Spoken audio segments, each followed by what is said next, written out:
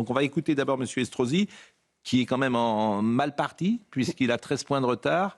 Il pointe à... Alors, c'est le candidat du Bloc central. Il va faire campagne à gauche. LR, Horizon, il fait campagne Modem. À gauche toute. À gauche toute, oui. Pendant l'entre-deux-tours, oui. Il y a deux listes de gauche qui, je crois, se maintiennent, mais peut-être il va essayer de négocier le fait qu'elles se démettent.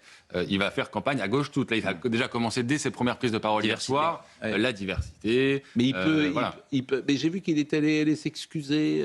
Vous savez qu'il a hissé le drapeau israélien sur l'hôtel de ville de Nice, et c'est vrai qu'il est allé voir un certain nombre d'habitants des quartiers en disant bon, peut-être que ça peut être mal perçu. Bon, voilà, on a compris la manœuvre. Je vous confirme que ça peut être mal perçu. Mais il va aller jusqu'à l'alliance avec des... Je crois pas, mais il va essayer peut-être de donner des gages. Vous savez, il peut, par exemple, contre des petits postes, contre des renvois d'ascenseurs, qui sait. Mais il va y avoir c'est quelque chose qu'on n'a pas dit quand même. C'est l'effondrement du bloc central. Oui, mais il n'avait pas de candidat. C'était un Ouattara. Mais attendez, Estrosi, c'est qui? Estrosi, c'est un macroniste. Oui, mais d'un autre côté, Édouard Philippe a gagné, donc ça a sauvé les meubles. Mais bon, le bloc central... c'est la grosse défaite. C'est la possible grosse défaite du bloc central. Oui, alors, c'est vrai que je vous donne quand même, avant d'écouter M. Estrosi, il y a donc le PS a fait 11,93 à Nice, 11,93. Vous avez une dame qui s'appelle Madame Damiano qui, elle échoue à 8,95, donc elle ne sera pas au deuxième tour. Donc en fait, il y a simplement une triangulaire, manifestement. Voilà, il y a une triangulaire avec donc ces voix du PS à Ange. Donc, a priori, Éric Ciotti, est en ballottage très favorable. Après, on sait qu'il y a des électeurs de gauche qui parfois peuvent voter pour des candidats du centre. Aux dernières législatives, il y a des militants et des sympathisants de la France Insoumise qui ont voté pour Madame Borne, la Madame en retraite. Nice et Paris, c'est pas la même France quand même depuis un certain temps. Oui, mais Elisabeth Borne, c'est pas Paris, c'est le Calvados. Non, mais il n'y a pas de gauche à Nice. Et à Toulouse, visiblement, c'est ce qu'on me rapporte à LFI la ville et au PS la métropole. Là, il n'y a pas de danger fasciste. Il pourrait faire pareil à Marseille, c'est là où c'est quand même. Là, il n'y a pas de danger fasciste. Pas du tout, là. Tout va bien. Tout va bien. Mais c'est les électeurs qui décident. À Marseille, il pourrait faire pareil. Franck Alizio pourrait prendre la mairie, négocier avec Martine Vassal et lui donner la métropole. Mais là aussi, on se bouche le nez parce qu'on a des frontières. Il était dans le même parti il y a 10 ans. Oui. Mais c'est ça, en fait, ce qui est sidérant, c'est que, je le répète, entre Bournazel, Knafo et Dati, il y a plus de points communs qu'entre Emmanuel Grégoire et Chikirou. Voilà. Déjà, ils ne s'insultent pas. Voilà. Il y a plus de points communs. Eh bien, la droite, depuis 40 ans, elle ne veut pas... elle entend la musique antifasciste qui est jouée par François Mitterrand, qui avait instrumentalisé ça, reprise par Jacques Chirac, et qui continue. Ils ont déjà sorti les orgues depuis hier soir. Gérard Larcher. Qu'est-ce que vous voulez que je vous dise? C'est le Sénat. Mais Gérard Larcher, c'est magnifique. Mais avec des leaders comme ça, t'es sûr de perdre pendant 50 ans à droite. Pas au Sénat. Mais lui, il s'en fiche. Mais les électeurs pourraient faire autrement. Non, mais c'est qu'ils gardent le Sénat. Il n'a pas grand-chose à faire. Avec un chef comme ça, tu gagnes jamais. T'es sûr. Mais Pascal, ils veulent pas gagner. La défaite volontaire. Mais les électeurs Xavier Bertrand, il veut perdre. Qu'est-ce que vous voulez que je vous dise? Il dit, ah oui, mais on a nos valeurs. Exactement, il préfère voir d'autres ne sont pas en perdre que... On a nos valeurs, mais il laisse la France au LFI. Mais on a nos valeurs. Mais pourquoi les électeurs le font pas alors? S'ils sont tellement d'accord, pourquoi les électeurs se reportent pas directement? C'est ce qu'ils vont faire. Et les LR sont morts. Parce que... C'est ça qui va arriver. Mais même à Paris, vous pouvez imaginer un vote utile. En tout cas, en difficulté. En tous les cas, je vais modérer. Si les électeurs le font pas, c'est peut-être parce qu'ils se... Il va y avoir beaucoup d'électeurs. Elisabeth, vous avez raison. C'est les électeurs qui vont le demander. Oui. Vous avez raison. Mais ils peuvent y aller direct. Ils n'ont pas besoin de consigne. Même s'il y a deux listes, ils peuvent choisir la meilleure. Vous avez raison. Alors, écoutons M. Estrosi. Écoutons M. Estrosi. Comment il a analysé cette défaite. Je vous le dis avec un immense sourire, j'ai beaucoup de bonheur ce soir en remerciant les près de 38 000 Niçois qui, sur un socle extrêmement solide, nous ont accordé leur confiance dans ce premier tour pour nous placer dans une situation qui nous permet de mettre au second tour le Rassemblement national qui veut mettre votre ville sous cloche, pouvoir la mettre sous la tutelle d'un appareil politique qui demain va faire le ménage dans l'administration municipale, dans l'administration métropolitaine, menacée comme ils le font partout et à tout instant et à chaque moment. Non, mais Alors, c'est terrible écoutons. quand même cette déclaration. Olivier de Lagarde. C'est la négation absolue de la moindre intelligence politique. C'est prendre les électeurs pour des imbéciles. Quand vous avez un type qui s'est pris quand même, c'est une défaite terrible pour Estrosi, qui se retrouve, et qui dit « je suis extrêmement heureux ce soir ». Mais de qui se moque-t-il ? De qui se moque-t-il? Mais peut-être, mais au moins, de temps en temps, il y a quand même... Oh là, s'il n'a pas menti, Non, mais de temps en temps, il pourrait dire la vérité. C'est une défaite, on va se refaire au deuxième tour, je sais pas. Éric Mais dites pas, je suis très heureux. Ces arguments, ils sont nuls. Il dit, il va mettre la ville sous cloche, il va faire le... Mais en fait, regardez ce qui s'est passé dans les villes tenues par le RN, les maires ont été réélus largement. Il a été réélu, en fait, ça montre Louis Alliot, David Racheline notamment, Steve Briouat, il y en a plusieurs. Et puis, on peut mettre Robert Ménard. Quand même, qui a une sensibilité. Il avait un candidat RN, quand même. Oui, mais tout ça, ça pense quand même entre Robert Ménard et Louis Alliot. Il y a beaucoup de points communs là aussi. En tout cas, ce qu'on nous présente comme le péril fasciste, les gens, visiblement, en redemandent. Nicolas Dupont-Aignan, 80% hier. Ouais, c'est vrai. Il est réélu Il est élu. Éric Ciotti, le message des électeurs, écoutez-le. Ils ont dit ce soir qu'ils voulaient tourner une page. Ils ont dit ce soir qu'ils voulaient écrire une page nouvelle de l'histoire de cette ville, si forte, si enracinée, si chargée d'histoire et porteuse d'un immense avenir. Ils ont dit qu'ils voulaient tourner la page d'un système à bout de souffle, d'un système qui a trop duré, et nous l'avons vu encore dans les derniers jours. Oui, mes amis, le temps du... J'appelle ce soir tous les Niçois, toutes les Niçoises à nous rejoindre, à terminer cette grande marche démocratique et citoyenne. J'appelle au rassemblement le plus large et j'appelle le maire sortant à la dignité. Le second tour doit être un moment de respect.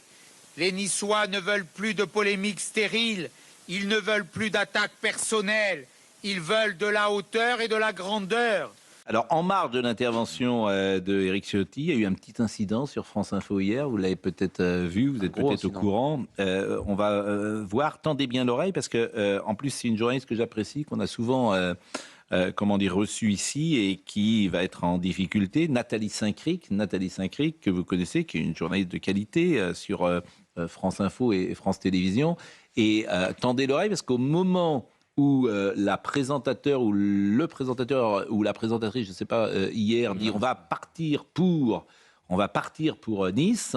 Alors écoutez Éric Ciotti, écoutez bien. Vous entendez Nathalie Saint-Cric qui dit alias Benito, ce qui n'est pas heureux.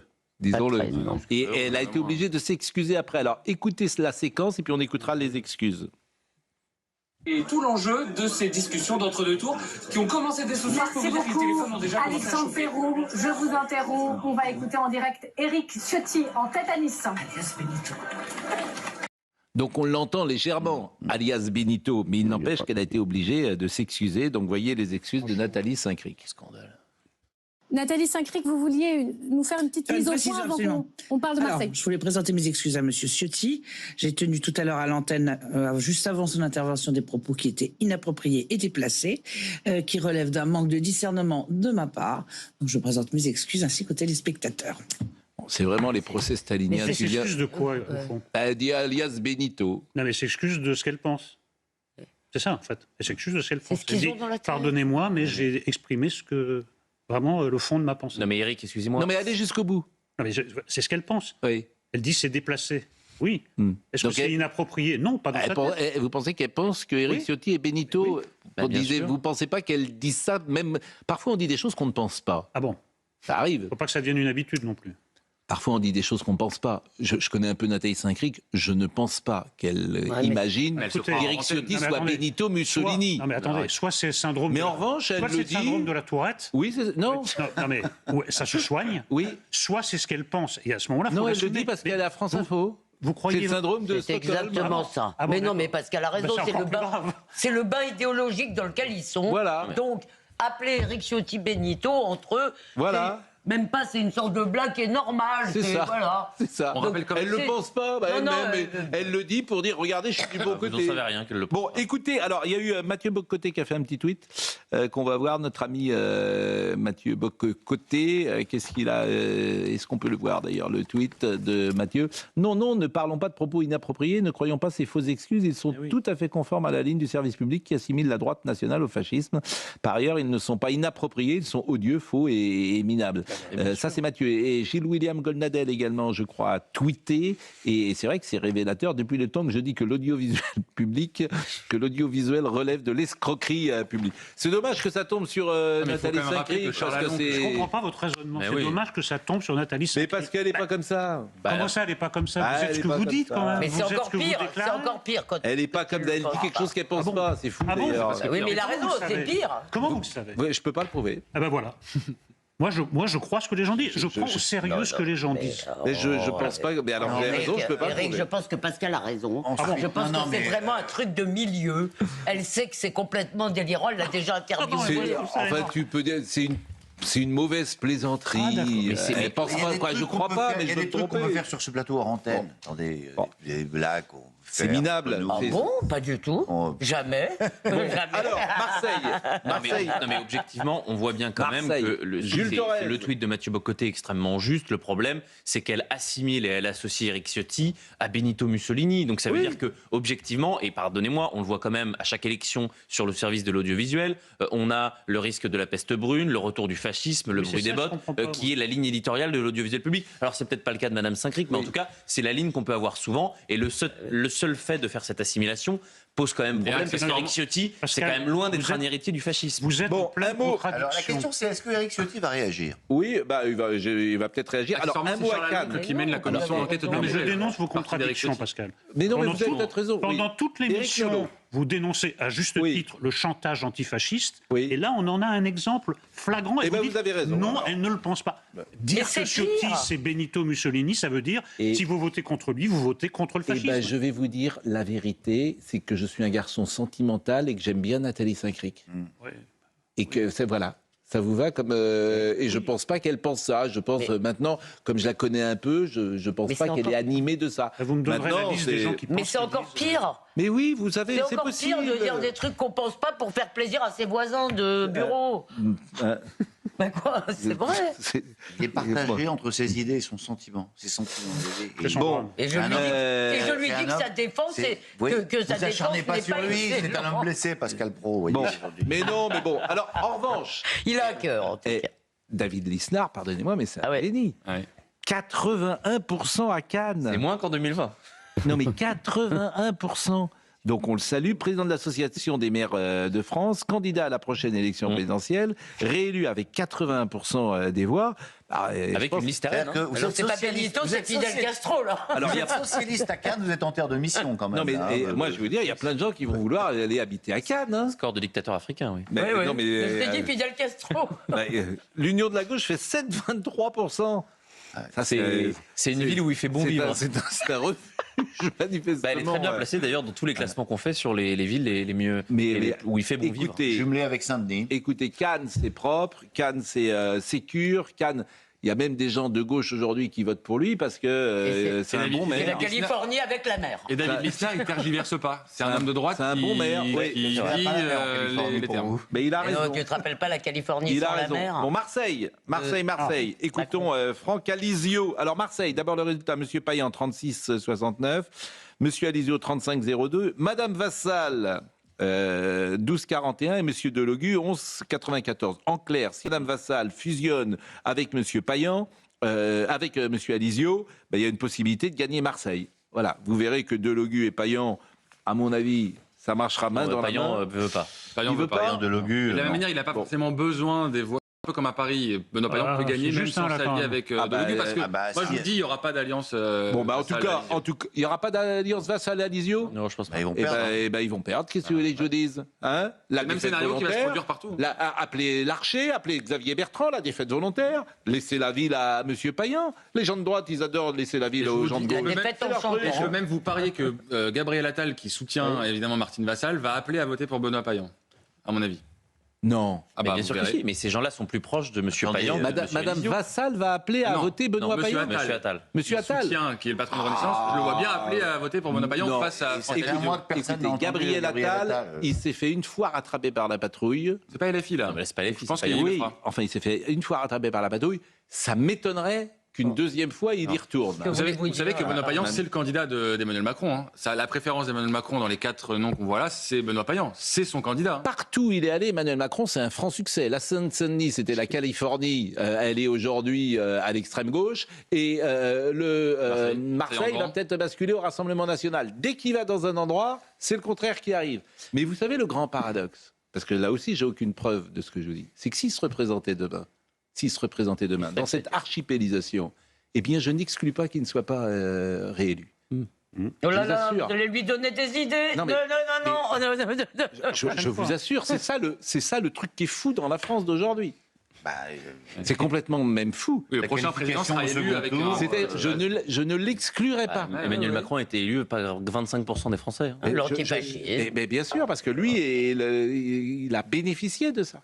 Et pour rebondir sur votre édito, vous savez qu'il y a une commune où il y aura une septangulaire dans l'Hérault. Écoutez, bon, alors on a écouté M. Alizio ? Non, on ne l'a pas écouté. Alors écoutons M. Alizio. Vous l'avez compris, notre projet, notre ambition, notre souhait le plus profond est de rendre Marseille à tous les Marseillais. Car, après tout, quelle plus belle aventure que de remettre Marseille en ordre, dans un but encore plus beau, celui de rendre à nouveau tous les Marseillais heureux. Nous en appelons à toutes les Marseillaises et tous les Marseillais. Rejoignez-nous. Unissons-nous pour battre la gauche et l'extrême gauche. Rebâtir Marseille et retrouver le bonheur d'être Marseillais. Vous le sentez au fond de votre cœur. Une nouvelle page de l'histoire de Marseille s'écrit en ce moment. Vous le sentez car nous vibrons ensemble du même espoir, de la même passion de Marseille. Dimanche prochain, je serai votre maire. Je serai à vos côtés, dans le bonheur comme dans la peine. Je serai tous les jours au service de Marseille. Dimanche prochain, chères Marseillaises, chers Marseillais, ensemble, nous allons faire gagner Marseille et rendre les Marseillais heureux.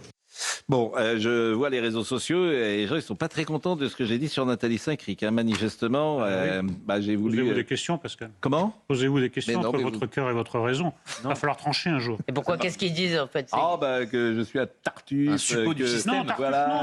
Que si quelqu'un d'autre avait dit ça, l'Arcom aurait déjà viré, qu'elle serait virée, etc. Ça, c'est un bon argument. Si ça s'était passé sur ce plateau, toutes les sirènes auraient retenti en même temps. Richard. Oui, bien sûr. Bien sûr. Si elle avait parlé de Jean-Luc Mélenchon en le comparant à un dictateur soviétique, elle serait plus à l'antenne de la France. Ça aurait une logique. Sans doute. Écoutez, mais j'entends. Vous avez raison. Il faut se poser des bonnes questions. Il faut se poser. Mais c'était pas du tout contre Éric Ciotti, ce que je disais. Non, il n'est pas d'ambiguïté. Benoît Payan. Écoutons Monsieur Payan. Tout dans l'ADN du Rassemblement national porte les stigmates d'une ville qui se diviserait. Et tout dans l'ADN de Marseille refuse ce qu'est le Rassemblement national. L'histoire de notre ville se joue dès cette semaine. Que nous habitions au bord de l'eau, au bord des collines, dans des tours, dans des cités, nous devons nous mobiliser et dire non au Rassemblement national.